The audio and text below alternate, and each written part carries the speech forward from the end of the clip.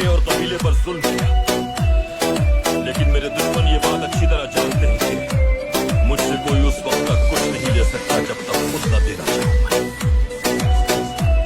कोई देना चाहे या न चाहे मैं लेने की कुदरत रखता हूँ। और अब मैं तुम्हारी जिंदगी लूंगा।